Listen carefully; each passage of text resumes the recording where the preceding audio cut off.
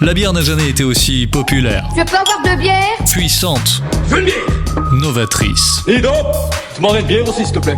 Nouvelle appellation locale, Beer Craft, microbrasserie. Va boire un verre ou pour la peau au bar? Tous les 15 jours, Elisabeth Pierre reçoit des personnalités passionnées qui brassent l'univers de la bière d'aujourd'hui. Tu vas prendre une bonne bière et après au dodo. Bière, dodo. La Brasse, un podcast de Grande Contrôle. Bonjour, bienvenue dans La Brasse, l'émission consacrée aux brassins, aux bières, au brassage, aux brasseurs, aux brasseuses, aux brasseries, bref, à la bière. Donc on est là bien sûr pour apprendre en s'amusant, pour aller plus loin dans cet univers fascinant. On va donc parler des brasseurs, mais aujourd'hui des brasseuses. Je vous présente mes 3 invités qui viennent de 3 régions différentes, avec des parcours très différents, des histoires différentes, des bières différentes, des inspirations différentes. En studio avec moi, bonjour Anne-Catherine. Bonjour Elisabeth. Donc Anne-Catherine Sailly, tu as créé la brasserie des Fontaines dans le Maine-et-Loire. Où exactement et quand ? Alors à côté de Douai-la-Fontaine, donc dans les vignes en fait, et j'ai créé ma brasserie en 2007. Voilà. Au cœur des vignes, donc là c'est pas banal, hein, donc d'installer sa brasserie au milieu d'un vignoble. Voilà, surtout en 2007 où on parlait nettement moins des microbrasseries. Et effectivement, ça a été au début un petit peu source de points d'interrogation pour tous les gens autour, mais finalement voilà, j'ai fait mon trou et j'avance.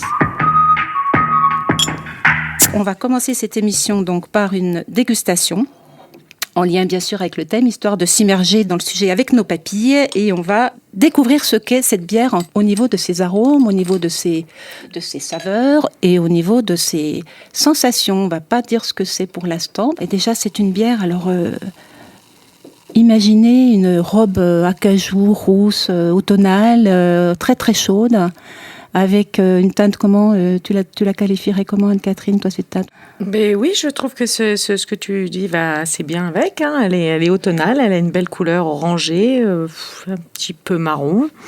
Elle est chaleureuse. Et puis alors au niveau du nez, c'est assez impressionnant le nez, parce qu'il est gourmand ce nez. Il y a des arômes de malt. Déjà, c'est une dominante de malt, cette bière. Oui, clairement, c'est une dominante de malt. Alors donc, ça va plaire à Rosen, ça, qui les cultive, ces orges. Et donc, ces maltes, ils sont un petit peu grillés. Qu'est-ce qu'ils ont de particulier, là, du coup, d'après toi, Anne-Catherine ? Ce qui est intéressant, c'est la texture aussi.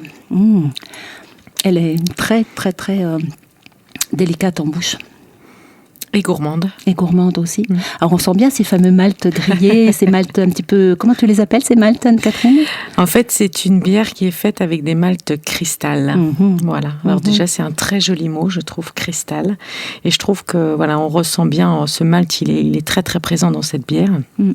Comme je disais, une dominante de malt, mais avec une amertume quand même qui est bien présente à la fin. En finale, on a une amertume un peu sèche, presque un peu terreuse. C'est une bière de la terre, en fait, cette sensation qu'on a au final, alors qu'en bouche, elle a des arômes fruités, elle évoque un peu les fruits bien mûrs, les abricots bien mûrs, les prunes, elle a un côté un petit peu abricot même. Tu en parles tellement bien. Alors on va dévoiler. C'est une de tes bières, n'est-ce pas ? Oui, c'est ma bière diabolique. Voilà, la diabolique avec un K. Voilà, avec un K absolument, qui est très très symbolique pour moi. Cette bière, elle m'a ouvert plein de portes, elle m'a fait rencontrer plein de gens. Voilà. C'est un peu une bière très importante dans la brasserie. Cette bière, on la voit bien avec une tarte aux abricots, par exemple. On la voit bien avec une viande un peu braisée ou des chicons juste sautés. Elle se prête à beaucoup d'associations, cette bière. Alors, revenons à vous. Comment ça a commencé tout ça ? Qu'est-ce que vous faisiez chacune un métier différent ? Catherine, tu faisais quoi auparavant ? Alors moi, j'étais chargée de mission tourisme et patrimoine. Je travaillais pour la valorisation du patrimoine souterrain qui est autour de Saumur, donc sur l'Anjou, la Touraine et le Poitou. J'avais un métier tout à fait passionnant. Mais qu'est-ce qui a fait que tu as au bout de 7 ans, j'ai fait un petit peu le tour de tout ça et j'avais envie de faire autre chose. Et l'autre chose ? Je brassais chez moi depuis longtemps parce que donc j'ai la moitié de ma famille qui est à Cambrai dans le nord de la France, à la frontière belge. Et dans ma famille, on brasse la bière. Ma grand-mère brassait la bière. Donc voilà, je faisais de la bière aussi chez moi. Et ça a commencé comme ça. J'avais une grange derrière chez moi qui me servait pas. Mais elle a servi à quelque chose. Et là, voilà. On a aménagé et petit à petit, la brasserie est née là. On dit souvent que les brasseurs ont commencé dans leur garage, mais toi, tu as commencé dans ta grange. Voilà. Alors, avec toi, Anne-Catherine, nous avons le plaisir d'appeler au téléphone Stéphanie Altermat. Bien, Stéphanie, microbiologiste, c'est ça, au départ? Ça, ouais. Effectivement. En tout cas, c'était ma formation. Et voilà, je l'ai un peu exploité, c'est vrai, en travaillant dans le vin du pain, par exemple.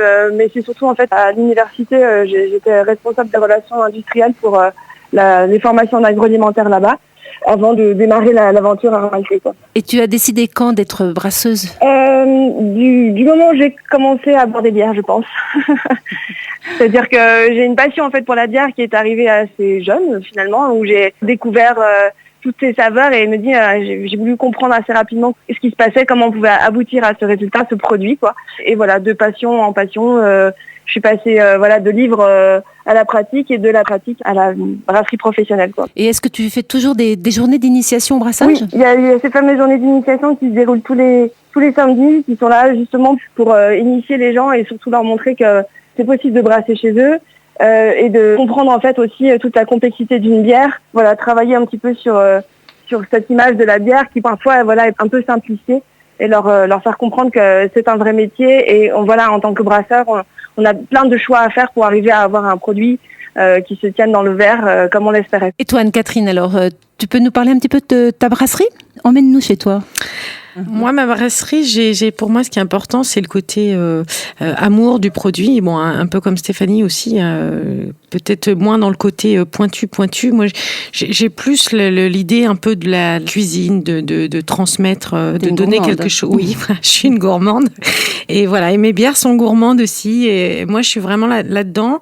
Et ma brasserie, j'ai quelque chose qui est important pour moi, c'est le côté humain, toujours. Et j'ai des clients que j'ai depuis le début, depuis 12-13 ans, et qui viennent chez moi, et qu'est-ce que tu as en ce moment, et enfin voilà, pour moi il faut qu'il y ait un lien, il faut que tout ça ait du sens, et moi je suis très attachée à ça, voilà. Les noms de tes bières, la Goulue, la Pilsdan, la Pousse Mémé, la Black Widow, ce sont des noms de bières très très originaux, mais finalement j'ai entendu que les gens viennent goûter les bières d'Anne-Catherine avant tout, c'est ça? Ah oui, ça c'est presque ce qui me ferait verser une petite larme, c'est qu'aujourd'hui les gens ils boivent pas une fausse blonde, une diabolique ou une Goulue, ils me disent on boit la bière d'Anne-Catherine, et ça pour moi c'est une réussite. Voilà. Alors, ce que je vais demander à Stéphanie, avant de rejoindre Rosen, Stéphanie, de quelle bière tu as envie de nous parler aujourd'hui?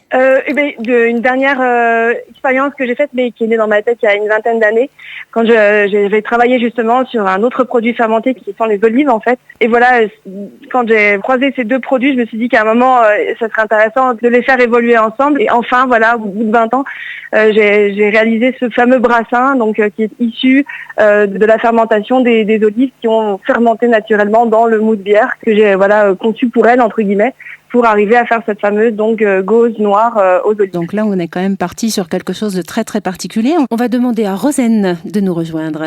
Rosen, bonjour. Alors, comment tout a commencé pour toi? La brasserie, en tant que professionnelle, ça fait 7 ans. Et ça a commencé pendant mes études agroalimentaires à Rennes. On avait monté une asso étudiante qui s'appelait La Ruée vers l'Orge. Et c'est comme ça que j'ai fait mes premiers brassins, mes premières recettes de bière. Et après, j'ai gardé ça en passion, puisqu'après mon diplôme agroalimentaire, je suis partie travailler en bureau d'études. Et puis, au bout de quelques années, je trouvais plus de sens à mon travail en bureau. Donc, j'ai décidé de me lancer professionnellement dans le brassage de bière que je faisais déjà en tant qu'amateur. Et donc, je voulais pas uniquement m'installer sur la partie brasserie. J'avais aussi envie d'avoir un lien au sol, un lien à la terre.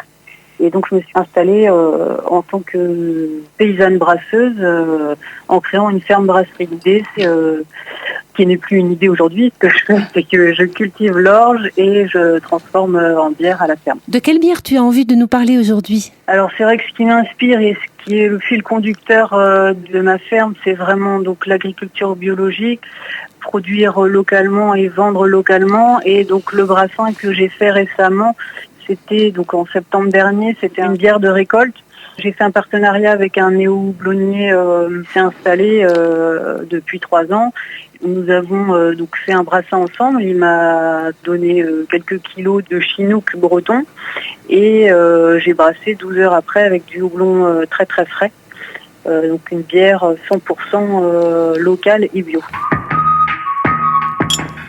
Alors les femmes brasseuses, c'est vrai qu'on n'en parle pas beaucoup, mais elles ne se connaissent pas non plus beaucoup entre elles. Alors qu'est-ce qui se passe en ce moment dans le milieu des femmes et de la bière, Anne-Catherine ? Alors, il se passe plein de choses parce qu'effectivement, on arrive à se rassembler maintenant autour d'un club qui s'appelle le Club Bierissima.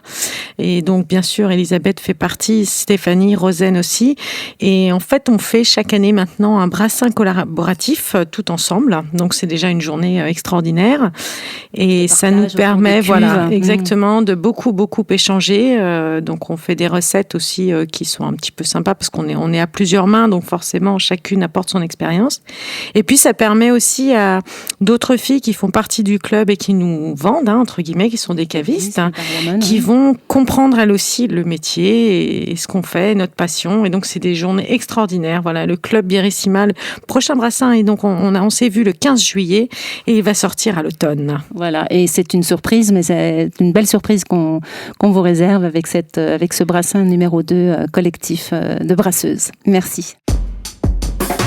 Qu'est-ce que c'est l'anecdote la plus croustillante que vous avez envie de raconter rapidement, Anne-Catherine ? J'en ai beaucoup, évidemment. J'ai quelque chose qui m'avait fait beaucoup rire. Donc, c'était en 2012. Il y avait un salon de la bière artisanale à Royan qui était très sympa. Et donc, on était 33 ou 34 microbrasseries. Donc, il y avait un concours, bien sûr, de la meilleure bière du salon. Et donc, pendant tout ce week-end où j'étais allée avec des collègues barbus tatoués, ils sont un peu tous passés devant moi, comme ça, un petit peu snob, voilà. Bon, je faisais des dégustations, mais pas trop pour mes collègues.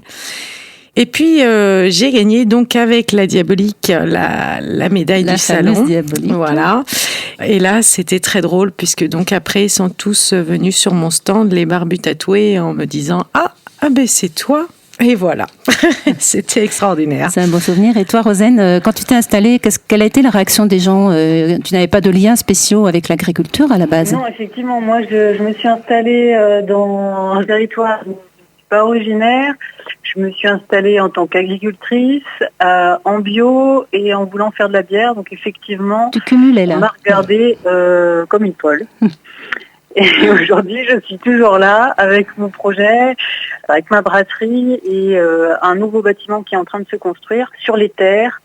Une belle brasserie, 800 mètres carrés où effectivement l'année prochaine on pourra voir l'orge au pied de la brasserie. Donc je ne suis pas une folle. Les cultures d'orge au pied de ta brasserie, c'est très joli comme image.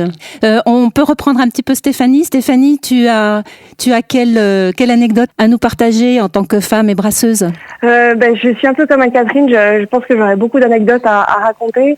Je serais peut-être pas une anecdote, mais plus une impression en fait générale en tant que femme brasseuse justement. C'est que finalement, j'ai toujours ce sentiment qu'il faut perpétuellement faire ses preuves et avoir toujours en fait presque entre guillemets un coup d'avance dans le monde actuel pour garder sa place, gagner sa place. C'est un peu le sentiment que j'ai. Si je vous demande toutes les trois, comment vous voyez dans un an ? Où est-ce qu'on vous voit dans un an ? Si j'ai bien compris, Rosen, donc elle va être dans sa nouvelle ferme, toujours sur ses terres. Anne-Catherine, dans une autre brasserie aussi ?